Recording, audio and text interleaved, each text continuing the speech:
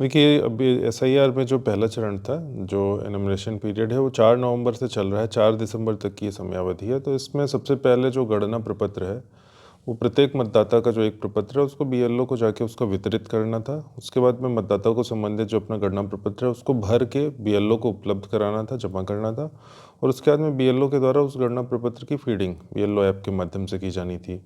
तो ये तीनों चीज़ें जो हैं, वितरण, फिर उसको भर के वापस जमा करना और फिर उसकी ऑनलाइन फीडिंग, ये इसी 30 दिन के बीच में अपना की जानी थी।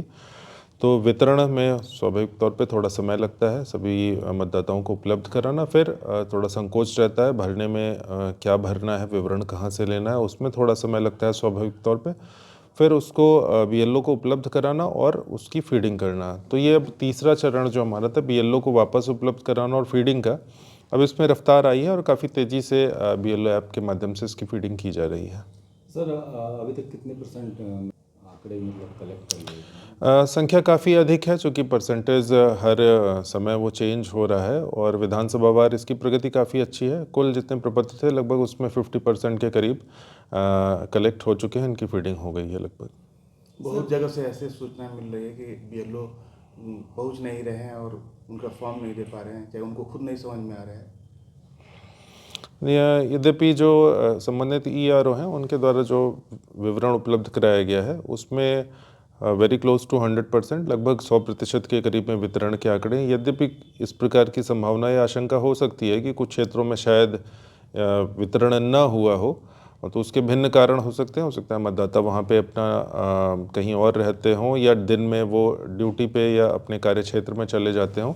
इसलिए बीएलओ को निर्देशित किया गया था कि वो कम से कम 3 बार संबंधित मतदाता के यहाँ जाएंगे। यदि ताला आदि बंद मिलता है या मतदाता वहाँ पे नहीं मिलते हैं, तो उन क्षेत्रों में यदि इस प्रकार की शिकायत है तो एक बार पुनः संबंधित एईआरओ को निर्देशित किया जाएगा कि स्वयं उस चीज़ को देख करके वितरण सुनिश्चित करा के फॉर्म को यथाशीघ्र भरवा के उसकी फीडिंग सुनिश्चित कराएं। सर, नागरिकों से क्या अपील करना चाहेंगे? देखिए, इसमें आज के समय में 2-3 बातें बहुत महत्वपूर्ण हैं।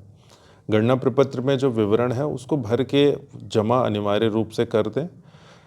यदि आपका नाम एक से अधिक जगहों पे सम्मिलित है तो एक ही गणना प्रपत्र आप भरें। एक से अधिक गणना प्रपत्र भरने की दशा में लोक प्रतिनिधित्व अधिनियम के अंतर्गत 1 साल तक की सज़ा और जुर्माना, या दोनों का प्रावधान है। तीसरी बात इसमें कि कई साइबर फ्रॉड्स की घटनाएं अभी संज्ञान में आना शुरू हुई हैं, जो लोग बीएलओ बन के उनसे ओटीपी मांग रहे हैं। तो नागरिक इस प्रकार से किसी बहकावे आदि में ना आए। कोई भी ओटीपी आदि मांगना बीएलओ या किसी एईआरओ ईआरओ के द्वारा, ये भारत निर्वाचन आयोग की प्रक्रिया में सम्मिलित नहीं है।